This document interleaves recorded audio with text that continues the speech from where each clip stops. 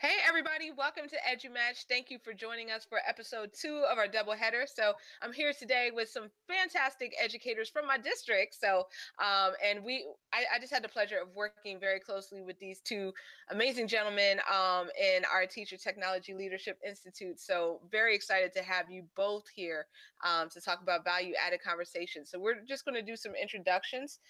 So, if y'all could just say your name, what you do, anything else you want to share. So let's start first with Jason. How you doing, everyone? Jason Wade, instructor, PG County Public Schools. I've been in the county since 2005. Health, PE education, and also certified in financial literacy. All right, awesome. Well, thank you so much for joining us, Jason and Chris. Hi, everybody. My name is Chris Irwin. I'm a social studies teacher at the College Park Academy. And before that, I've been working in Prince George's County in an alternative school for about the last 10 years. I'm big into technology in the classroom, and I'm big into equity issues in schools as well. All right, that is awesome. It's a pleasure to have you both here. This is your first time, but hopefully it'll be the first of many. So definitely hope to have you all back for more conversations. But we're going to go ahead and dive right into the topic right now. So what is value added conversation? Like what exactly does that mean? Cuz when we were talking about this one day at an ed camp, and y'all said the phrase and I was just like, I hadn't heard that one before. So I would love to get some background on that. All right. Well, I guess for me, what I think about when I hear value added conversation, I was kind of thinking about the amount, kind of which value is added to something. Like you're adding to, like, I almost think of like a house. When you're value adding to a house, you're making improvements to your house. You're taking old cabinets and you're bringing in new ones. You might be refurbishing old tile and bringing in new tile. You might strip your wood and put down stained new wood. Just to value add to the home. I think conversation is the same way. You're adding something of value to the conversation, whether it's maybe perspective, maybe you're analyzing something in the conversation. That to me is what I think about when I think about value added conversation. All right, cool, cool. And Chris, you have anything to add to that? Yeah, as teachers, we've heard value added evaluation before, which is kind of a philosophy of looking at measuring teachers' worth by not just what their test scores are for their students, but how a teacher has managed to um, help their students do better. Mm. And that's a multi-factor approach to looking at what teachers are doing in the classroom rather than just looking at one number there. And I think that's the same in conversations. Like every conversation you have with a student, whether it's in your classroom, whether it's in the hallway, whether it's in the, while they're waiting for the doors to open at the beginning of the day, every conversation you're having with students can be an opportunity to add value to their learning experience. So I think Mm. that's really an interesting way of framing the conversation. That is really cool. So that makes a lot of sense. So why is this so important in education?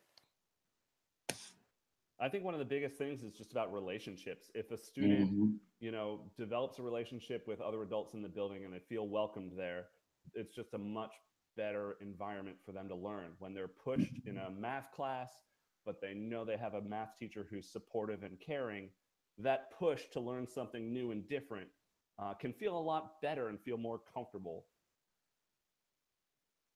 I would concur with Chris. I definitely think that a teacher making students feel more comfortable not only adds to the value of the student, but adds to the value of the teacher. Because you can literally pick on any student in the class and feel like that student will be comfortable participating and engaging in that conversation. And I think teachers, our main focus should be to make students feel comfortable and feel like they can learn in any environment, whether, like Chris said, math, science, history, or world languages. Absolutely. That's powerful. So y'all are taking me back to when I was teaching in high school a couple years ago, then what I would do, because we know the struggle. We have like students, like 30 students in the class, 40 students. So what I would do is that I would make videos with my students, and they would watch it for the directions, kind of like the in class flip. And Mhm. that would free me up to go around and have conversations, and just the conversations we would have were just mind blowing. Like, just, it was it was a totally different level than the K-8 conversations I was used to having right before that. So Yeah. that's kind of Yes. taking my mind back there. So what does a value added conversation look like in your classroom? Well, I'll start. So I've been teaching social studies in both an alternative setting and now a public charter school in Prince George's County. So two kind of different environments. But I think in both environments, the value added conversation piece is showing students that you're willing to listen to them as and respect that they have value to their experiences. So when you're teaching social studies and you're talking about these bigger issues, whether it's related to issues in US history or issues in US government or current politics, they have experiences in their lives and their families and their communities that are real, and you can listen to them share those experiences and use that as the point from which to connect the curriculum to, rather than forcing everyone to come to where the curriculum is in the teacher's mind. Help bring the curriculum to where the students are. Yeah, I like that. Yeah, I always kind of say, like, we as teachers, we don't really fill the cup of knowledge of our students. At best we kind of just show them how to learn and give them tools to do that. We kind of like the model. We just model how you get to certain places for students. And I think that's like the true value for educators, especially me. I find so much intrinsic value from my students and just seeing them get it, like that aha moment. I'm like, yes, because then I know, that all my work, all the curriculum mapping, all this, the stuff I did behind the scenes is kind of, coming to fruition. So I think for me, how I add value is just seeing the aha moments, and seeing them get it and then passing that on to another student. I think I really, really, that's what's kept me involved in this profession so much, just to see that, that aha, the light bulb come on and everyone get it. Mm-hmm. I think Yeah. this is also something that a lot of our elementary peers are really good at, is listening to students, especially when these bigger Mhm. issues happen in our society and kids are Yeah. scared or kids need something explained to them. Elementary school teachers have been doing this for a long time, just like taking a breath, bringing everybody together and letting the students share their experiences, helping them navigate through a conversation about, what is scary or intimidating in the real world. And I think, I've been in the middle school and high school setting all my career, but that's something that, I had to learn how to do, because when I first came into the classroom, my college training was telling me, no, just start going through, your lesson plans and charge right ahead with the curriculum. Otherwise you'll never get to finish what you need to finish by the end of the school year.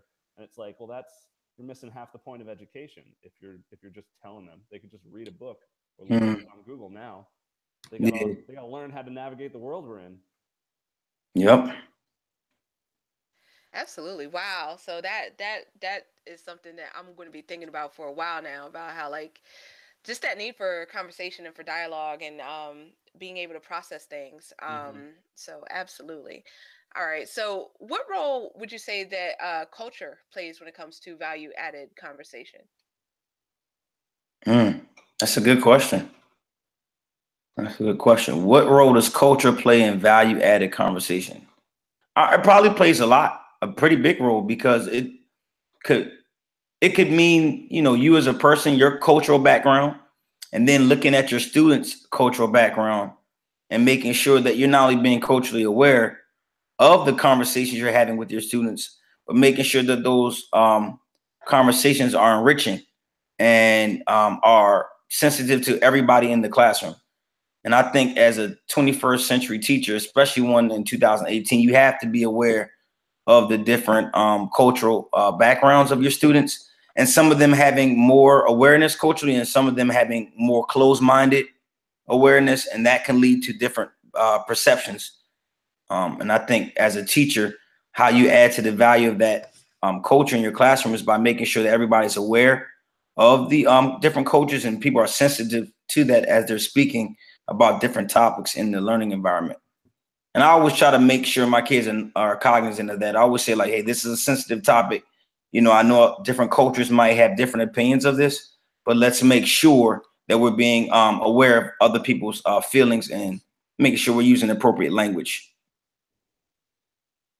Yeah, I think that's key to it as well, as making sure that it's framed in an academic sort of experience. Yeah. So in teaching social studies classes, we could talk about policy that the district or policy that Maryland is taking towards marijuana and how that's different from Yeah. federal policy.